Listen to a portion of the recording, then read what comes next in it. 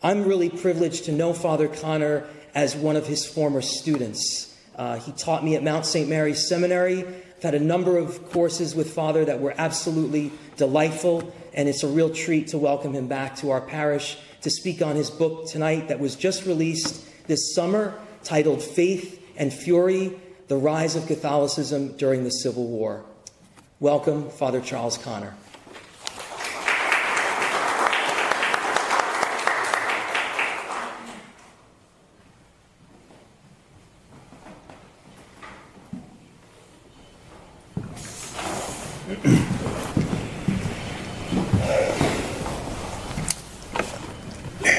In the presence of our Lord in the Blessed Sacrament, I first of all have to begin by thanking Father Morrow. Only one of your former students would speak so nicely of you as he did. And also Father Mark Cusack is here this evening as well. Father's the pastor of St Francis Xavier Parish in D.C., very close to the Capitol, also one of my former students. They're all ganging up on me. I wish they wouldn't do it in the presence of our Divine Lord in the Blessed Sacrament, however, but at least I'm safe. Our Lord is here with me. So we want to speak to you this evening about a topic, Faith and Fury, the rise of Catholicism during the Civil War.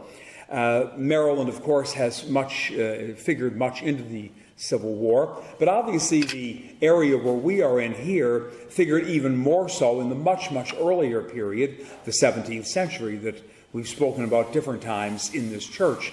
And so to begin this evening's topic and to try to do it as briefly as we can, the book that we have in question here, I think we might title this, and most particularly in our Divine Lord's presence, we might title it The Unity of the Church of Christ.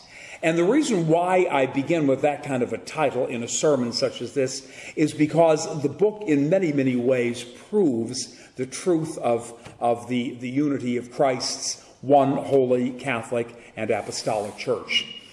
The Church evolved considerably, obviously, from its days when the English Catholics first came here to southern Maryland in the 17th century.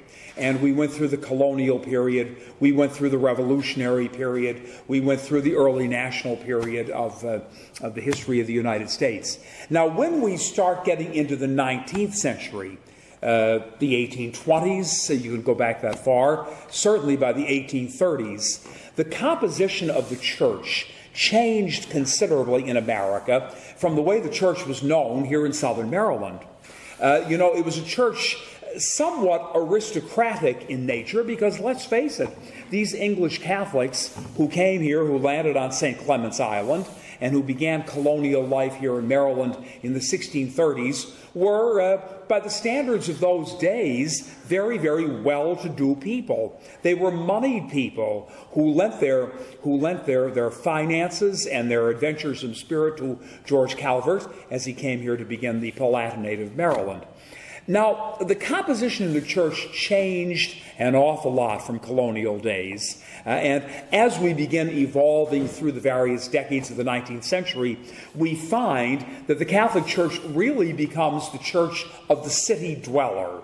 The church, the urban dweller, the church of the rural dweller. I mean, I don't want to suggest that ceased in any kind of importance, but it became more and more minimized. And the reason it did was because of the tremendous impact of immigration, foreign immigrants coming into our country. They were not the English Catholics who came into Maryland.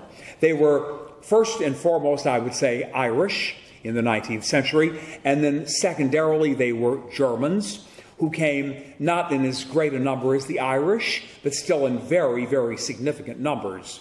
The Irish who we find hugging the east coast of the United States, the large eastern cities. The German Catholics tending to go more out to the Midwest, to Milwaukee and to Cincinnati and to St. Louis and these great, great centers of the Midwest. So you have a tremendous immigration coming into the United States year after year after year after year, millions upon millions as the decades go on. That changes the face of American Catholicism very, very much from what it existed as in colonial days here in Maryland. And It became, as I say, the church of the urban and the city dweller. It became the church of the working class people. What did they do? They worked on the canals. They worked on the railroads. In Pennsylvania, they worked in the coal mines. They worked in factories. They worked anywhere at all they could get employment. But the fact of the matter was, the physical plant of the church was expanding, expanding, expanding.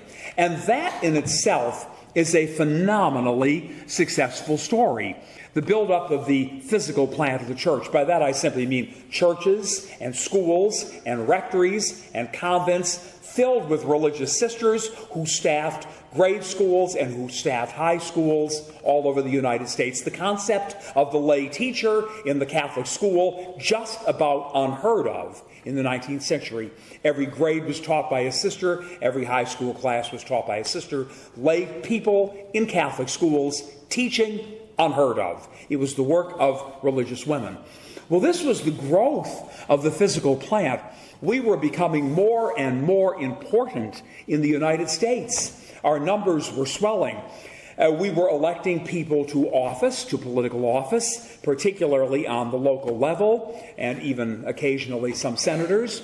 There were Catholics who were appointed to national positions as early as Andrew Jackson's presidency. You had, for example, the appointment of Roger Brooke Tawney, who was one of your fellow Marylanders, of course, from Frederick, who became the Chief Justice of the Supreme Court. In Franklin Pierce's administration, you had a Postmaster General, James Campbell, and on the story went of Catholics, really taking their place, if you will, in the mainstream of American life. Let me assure you, my dear friends in Christ, Protestant America was extraordinarily mad. You see, we tend to identify ourselves in terms of groups. There is safety in terms of groups. And who were the groups that were here? Well, they were the Puritans. They were the Separatists. They were the Baptists. They were the Anabaptists. They were all the varying degrees that Calvinistic Protestantism knew in those days.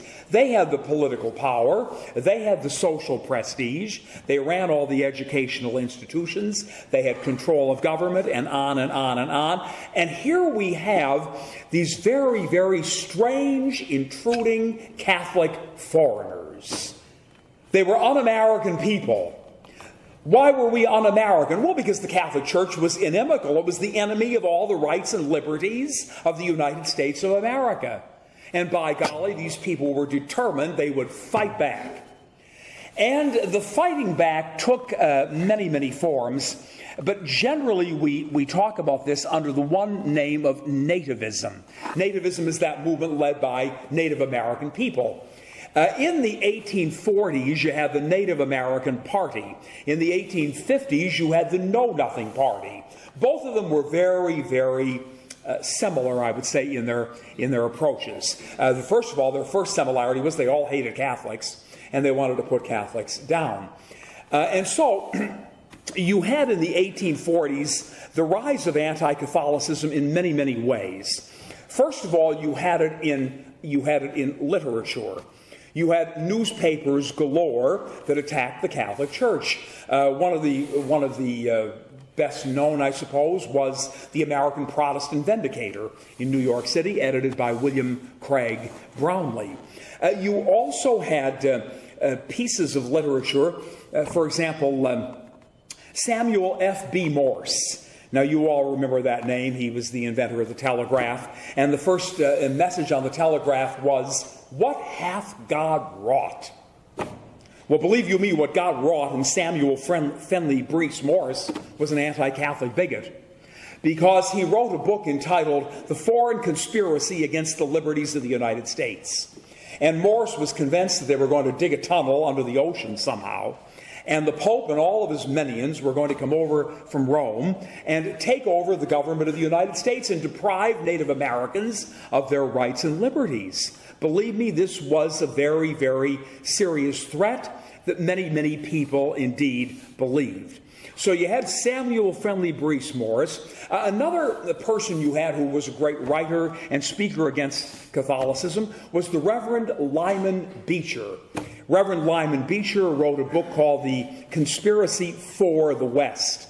And what he meant by that, of course, was that the Catholics were going to come and they were going to take over the rights, and they were going to expand in the sense of the idea of manifest destiny, which said that we all had to expand this country and its rights and liberties as far as it was possible for people to travel, and that would be in a westerly direction.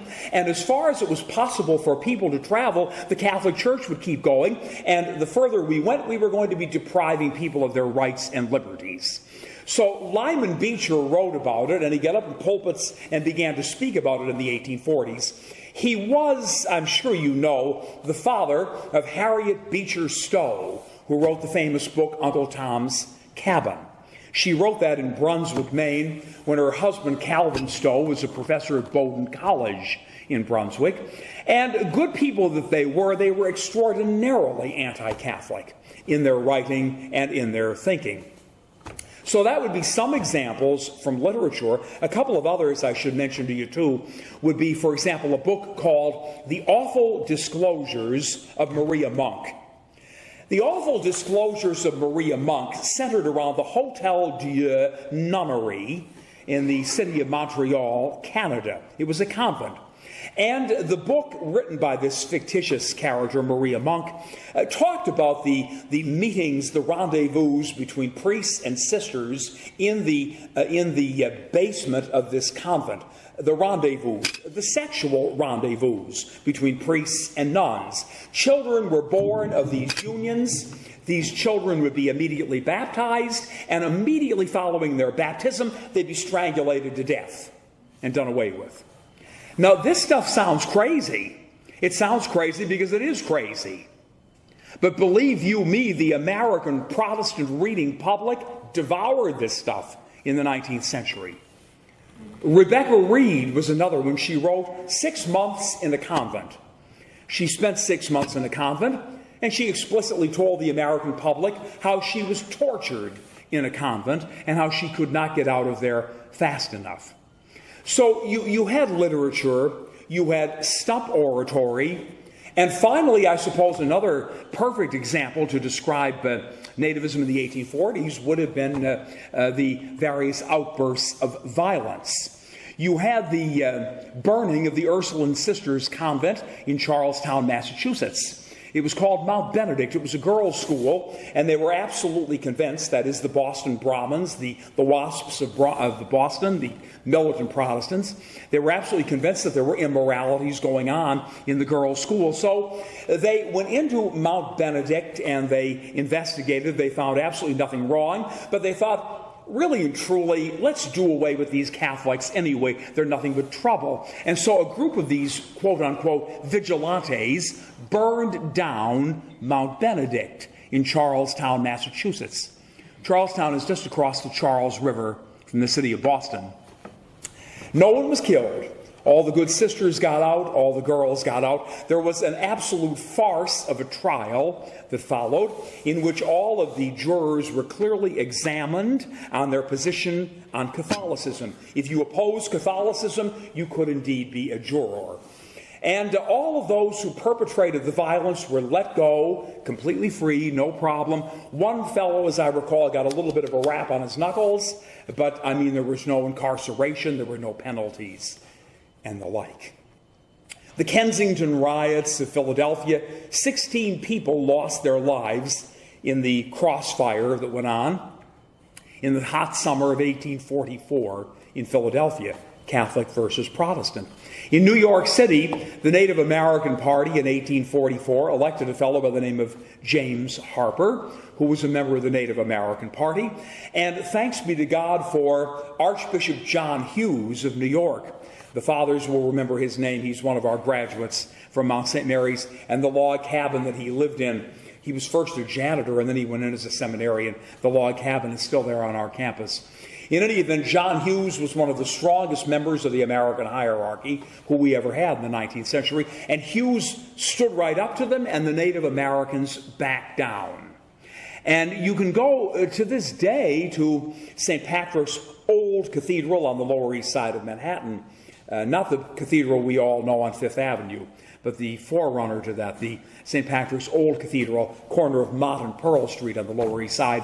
And you'll see a plaque on the front of the Old Cathedral giving great credit to the members of the Ancient Order of Hibernians in the city of New York. It was an Irish Catholic fraternal society who came there by the thousands at the call of Archbishop John Hughes to defend this cathedral when it was threatened by the forces of violence and bigotry. 1844. So, my good people, these were not pleasant times, and we were extraordinarily unwelcomed intruders into Protestant America. We really were. In the 1850s, you had the Know-Nothings, largely the same kind of an idea there. And the only real success they had above and beyond the 1840s is the fact that the Know-Nothings actually elected a candidate for President of the United States in the presidential campaign of 1856. His name was Millard Fillmore, and he had been a former president of the United States. Millard Fillmore, in the Electoral College, carried one state. What state do you think he carried? Maryland, the most Catholic state in the country, and the Know-Nothing candidate, Fillmore, carried Maryland. In any event, the Know-Nothings, I think another good example there was the visit of Archbishop Gaetano Bedini to the United States. He was coming at the behest of the Vatican to examine the condition of the Catholic Church, and he was received in city after city, and he was received very cordially at the White House. But the longer Archbishop Bedini stayed in America, the more hostile the Know-Nothing forces became.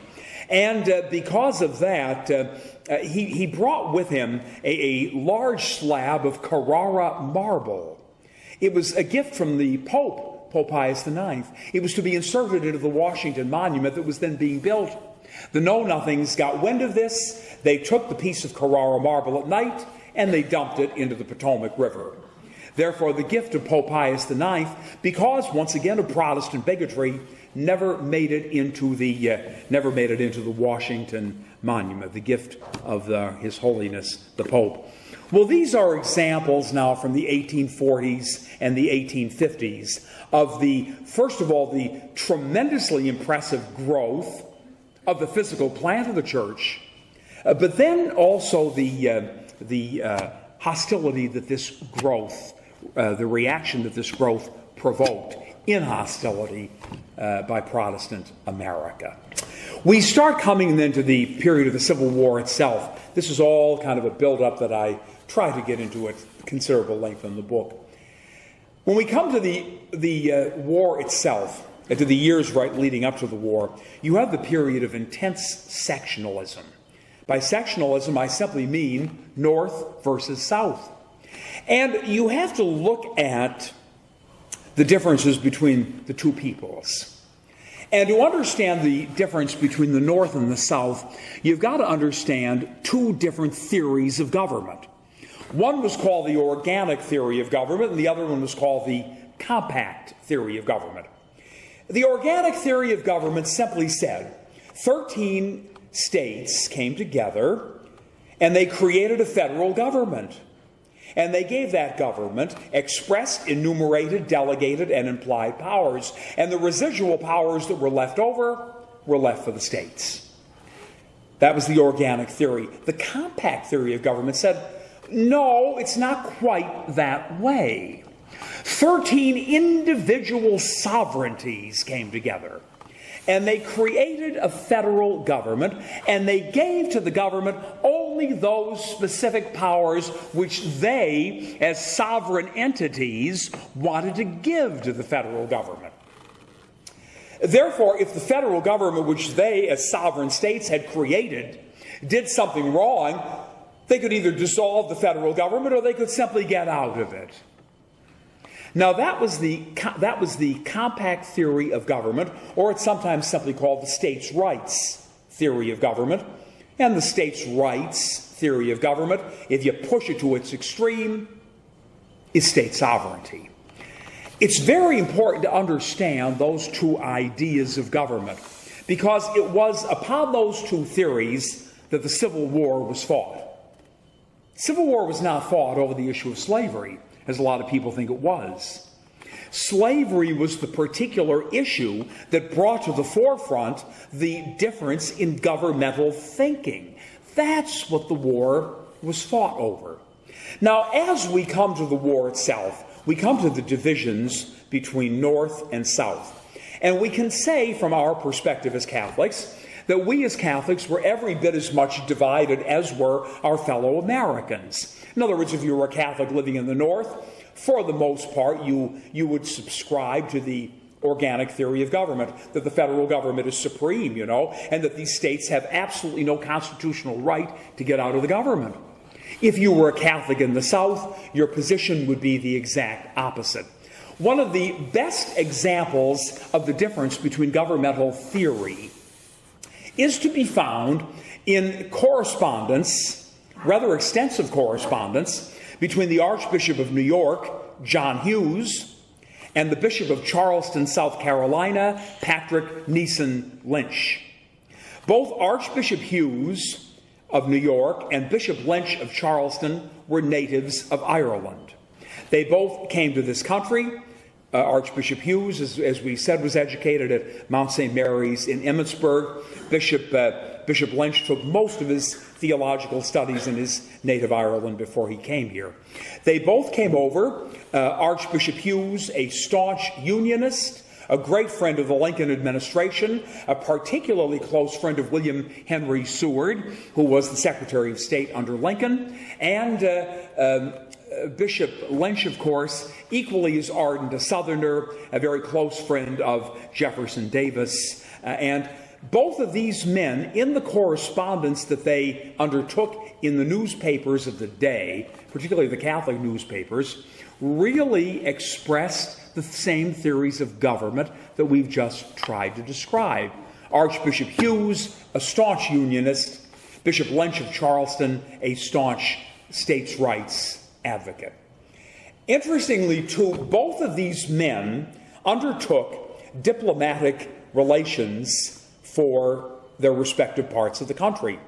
Archbishop Hughes went to France at the behest of the Lincoln administration to try to keep France neutral during the Civil War.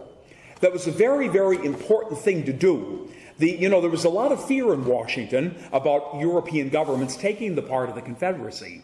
And the Lincoln administration wanted to make sure that this did not take place. Largely, I think you can say Archbishop Hughes was quite successful in that mission. France did remain neutral. Jefferson Davis, the president of the Confederacy, asked Bishop Lynch to undertake a somewhat similar mission, although he went to Rome, and his objective was to try to get Vatican recognition for the Confederate States of America. Was there a Roman Catholic conspiracy to kill Lincoln? Well, an awful lot of people in the United States thought there was. Why? Because there was a boarding house on 8th Street in Washington, D.C., where John Wilkes Booth and the conspirators met to hatch their plot, first to capture the president and then to kill him, and to kill Seward and to kill Andrew Johnson and one or two members of the cabinet. The boarding house was owned by Mrs. Mary Eugenia Jenkins Surratt, who was born here in Southern Maryland, was a convert to the Catholic faith when she was a very, very young girl, and her husband died when they were very young. She had to raise her son. She had to open this boarding house on 8th Street.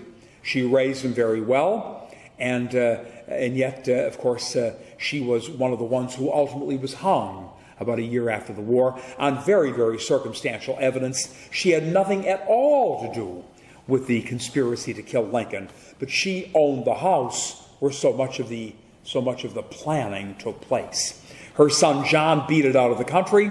He was found in the Swiss Guards in Rome, and he was brought back. Ultimately, he was cleared. He was exonerated. Took a lot of years.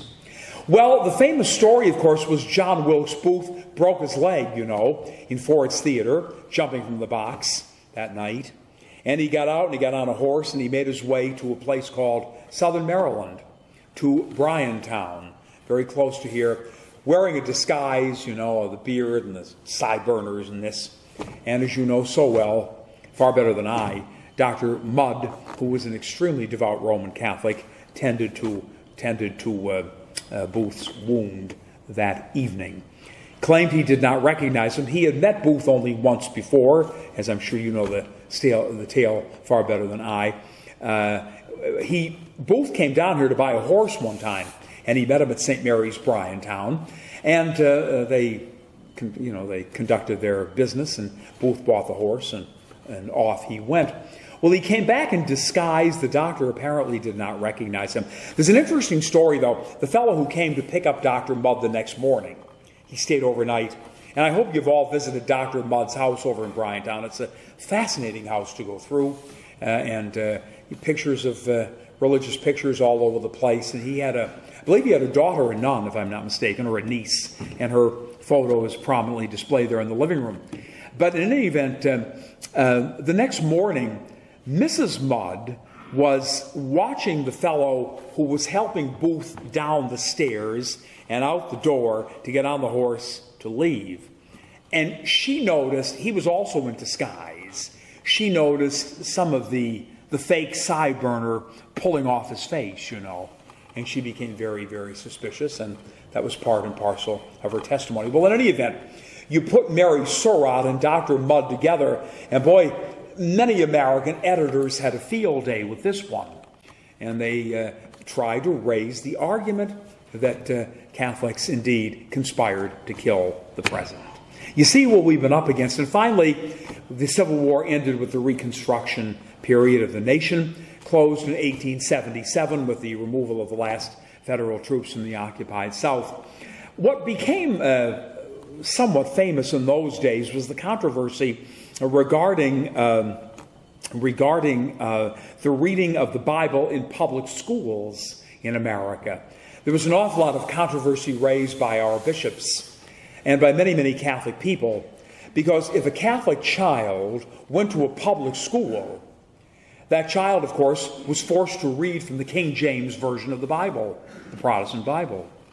And there was much, much thought that in Protestant America and in the public schools of Protestant America, many of our Catholic children would lose their faith. Well, with this protest on the part of Catholics, what did you have? You had yet another reaction from the America of those days, most particularly from President Ulysses S. Grant, who was extremely vocal on how divisive parochial schools were, how injurious the Catholic Church was, how under no circumstances should any federal monies be given to Catholic schools, and on and on and on. That ends the story as very quickly as I could tell it, and I have not told it very quickly, Father. It's 5 minutes to 8. I hope our divine Lord will forgive me. We are in recognition on the part of the Vatican. I'll tell you what he did come back with. Came back with a beautiful Carrara marble statue of our Blessed Lady. It's in the Cathedral of Charleston, South Carolina, and it is still affectionately referred to as Our Lady of the Confederacy. And you can see it at any time. Beautiful, beautiful statue of our Blessed Mother. Incidentally, while Lynch may not have been successful in that mission, the fact of the matter is that he spoke, quite a bit with Pope Pius IX. Pius IX was known to personally favor the Confederate cause. He became quite a good friend of Jefferson Davis, and in the Museum of the Confederacy in Charleston, South Carolina, you can see a very, very interesting gift that Pius IX sent to Jefferson Davis. And what was the gift? It was a replica of the crown of thorns with which our Blessed Lord was crowned at his crucifixion. Still there in the Confederate Museum in Charleston, and a gift of Pope Pius IX. Well, the point of all of this is Catholics were indeed as divided as their fellow Americans, North versus South. Here in Maryland, you had very, very divided allegiances. Maryland is a border state. There's much There was much support for the Confederacy. I don't know if the fathers here present tonight know this, but your alma mater, where I teach, was a very, very strong bastion of support for the Confederate cause. The rector, the priest faculty, the students, the seminarians of those days, very, very pro-Southern in their thought, very much sympathetic to the Confederacy, and it's very interesting to read our seminary history to see some of the arguments put forth, particularly by our faculty members in those days. And an interesting story here, too, in Maryland during the Civil War was the fact that in the Basilica of the Assumption in Baltimore, there was a tradition that had gone back for many, many years. There was a prayer written by Archbishop John Carroll, who was our nation's first bishop, as you know. He wrote a prayer for all government authorities, the President, the Congress, and all this. And for generations, it was recited every Sunday after all the Masses in the Baltimore Basilica. During the time of the Civil War, there wasn't a single priest in the cathedral household who in conscience could read Carroll's prayer after Mass. Francis Patrick Kenrick was the Archbishop of Baltimore at that time. He was pro-union in his thinking. And he decided, well, if the priest won't read the prayer, I'll go out and read it myself. And the Archbishop would go out after every Mass and kneel at the altar and read Carroll's prayer for the federal authorities. And we are told that as he would try to read it, he would be interrupted by conversation and by the noise of the ruffling of papers and silks. Now, for silks, I have to blame the ladies. They'd be the only ones carrying silks, I would imagine, whatever they mean by silks, I don't know. But in any event, trying to make noise so that the Archbishop could not be heard. The United States have in many ways taken a bum rap for the position on slavery which they took. Slavery was the burning issue of the day, as we mentioned. You've got to remember, my dear friends, the Church's tradition, going back generations and generations, was extraordinarily anti-slavery. Pope after pope after pope came out with strong moral condemnation of the institution of slavery that held human beings in bondage. And these comments would be directed to slavery where it existed in various parts of the world. Now, we were the last vestige in the civilized world to retain slavery. England had abolished it back in the 1830s. And the bishops of the United States took a look at slavery, which had been here since the earliest colonial period. Many Catholic plantation owners right here, as you know so well, owned slaves. And it was an accepted social institution. Now, they were socially conservative men. They were not going to be in the vanguard of overthrowing an accepted social institution. But there's more to it than that. If you think back, who were the people who opposed slavery the most? That is to say, who raised the strongest moral objection to slavery in our land? And the answer is the abolitionists. All the way back in 1830, William Lloyd Garrison published the first issue of a newspaper that kept printing for years. And that, of course, was the Liberator. And it began the moral argument, the very correct moral argument, protesting any system that would hold human beings in bondage. There was only one problem, however, with the abolitionists.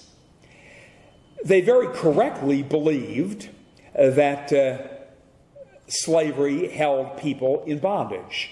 They were morally opposed to it, as they should have been. But they also believed that there was another system in the world that held people in spiritual bondage, and that was the Roman Catholic Church. People were told what to believe. They were subservient to the Pope, to the bishop, to their priests. They were totally foreign to everything America was about. And given a chance, they would take over the United States of America. There was not one substantial group in America in the mid-19th century more anti-Catholic than the abolitionists. Our bishops were not going to join forces with the abolitionists in 10 million years. Hence, that is why the bishops primarily why the bishops were not in the forefront of opposing slavery. Because those who opposed it hated the bishops, and they certainly hated the Catholic Church. Every abolitionist you can think of would fit into that category. Rather, what they did was they drew a distinction between the institution of slavery as an existing social institution and the slave trade. The slave trade was the buying and selling of human beings. They were strongly morally opposed, very vocally morally opposed to that. And as a result of that, of course, they spoke very, very strongly against the slave trade. They also spoke forcefully to all Catholic slave owners about the moral obligation they had for the instruction of their slaves in the Catholic faith, the growth, making sure that they received the sacraments, making sure they were married in the church, and all this kind of thing. They did do a lot of good work, but on the whole, it's a somewhat sorry chapter in our church's history in the United States. At the Second Plenary Council of Baltimore in 1866, 1 year after the Civil War ended, the question of black evangelization was very, very much brought up. The Archbishop of Baltimore, Spalding, wrote a letter to John Cardinal McCluskey in New York, the first American cardinal, who was indeed one of our graduates as well from Mount St. Mary's. And he said, this is a golden opportunity, and if it is lost now, it may never come back. It was lost, my friends, and it has never come back. And that is why the overwhelming majority of African Americans in the United States of America are not in the Catholic fold today, because nothing was done about it in the immediate years after the slaves got their freedom, received their freedom. There should have been a massive evangelizing effort. Can you imagine if the overwhelming majority of African Americans today were of the true faith in the Catholic Church? What an element they would, what a dimension. Their fervor and their spirituality, their depth of sincerity, and so on and so forth. If they were Catholics, in mass, if they were Catholics, what a fundamental point it would be. Well, they are some things we talk in the book about: the marvelous Catholic chaplains, the wonderful angels of mercy, the 5 or 6 different orders of religious sisters, and all they did to nurse the wounded on the battlefields. You know, they did a lot more than that. A lot of these fellas had fallen away from the church, and these good sisters brought them back. A lot of them never heard about the Catholic Church in their life, and these good sisters converted them. The overwhelming majority were Mother Seton's sisters from Emmetsburg, Maryland. I keep mentioning Emmetsburg, don't I, over and over, and all the good things about it. But in any event, they did wonderful, wonderful work. Was there a Roman Catholic conspiracy to kill Lincoln? Well, an awful lot of people in the United States thought there was. Why? Because there was a boarding house on 8th Street in Washington, D.C., where John Wilkes Booth and the conspirators met to hatch their plot, first to capture the president and then to kill him, and to kill Seward and to kill Andrew Johnson and 1 or 2 members of the cabinet. The boarding house was owned by Mrs. Mary Eugenia Jenkins Surratt, who was born here in Southern Maryland, was a convert to the Catholic faith when she was a very, very young girl, and her husband died when they were very young. She had to raise her son. She had to open this boarding house on 8th Street. She raised him very well, and yet, of course, she was one of the ones who ultimately was hung about a year after the war on very, very circumstantial evidence. She had nothing at all to do with the conspiracy to kill Lincoln, but she owned the house where so much of the planning took place. Her son John beat it out of the country. He was found in the Swiss Guards in Rome, and he was brought back. Ultimately, he was cleared. He was exonerated. Took a lot of years. Well, the famous story, of course, was John Wilkes Booth broke his leg, in Ford's Theater, jumping from the box that night.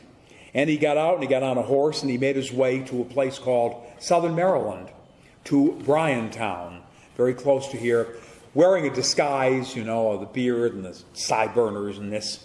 And as you know so well, far better than I, Dr. Mudd, who was an extremely devout Roman Catholic, tended to Booth's wound that evening.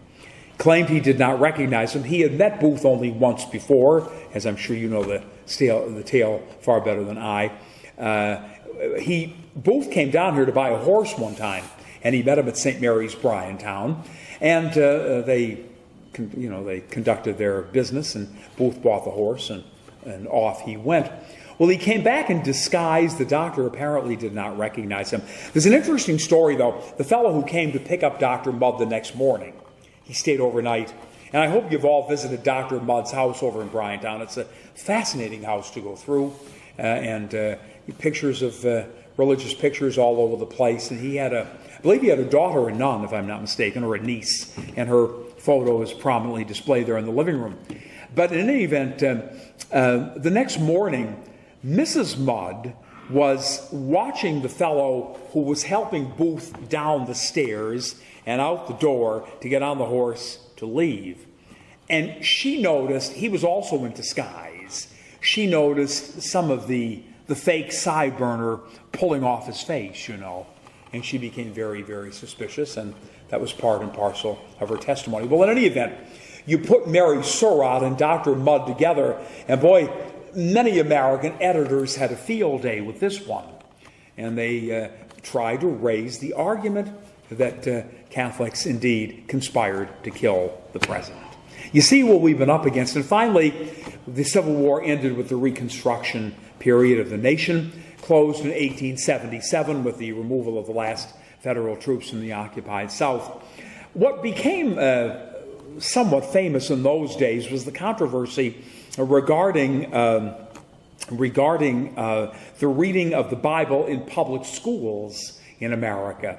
There was an awful lot of controversy raised by our bishops and by many, many Catholic people, because if a Catholic child went to a public school, that child, of course, was forced to read from the King James Version of the Bible, the Protestant Bible. And there was much, much thought that in Protestant America and in the public schools of Protestant America, many of our Catholic children would lose their faith. Well, with this protest on the part of Catholics, what did you have? You had yet another reaction from the America of those days, most particularly from President Ulysses S. Grant, who was extremely vocal on how divisive parochial schools were, how injurious the Catholic Church was, how under no circumstances should any federal monies be given to Catholic schools, and on and on and on. That ends the story as very quickly as I could tell it, and I have not told it very quickly, Father. It's 5 minutes to 8. I hope our divine Lord will forgive me. We are in his presence, remember, and we must never forget we're in his presence. But these are just a few of the highlights in Faith and Fury, the rise of Catholicism during the Civil War. With that, now we'll spend a few moments in quiet adoration of our Lord in the Blessed Sacrament, and after benediction, we hope to say hello to most of you, I hope, over in the hall. Okay.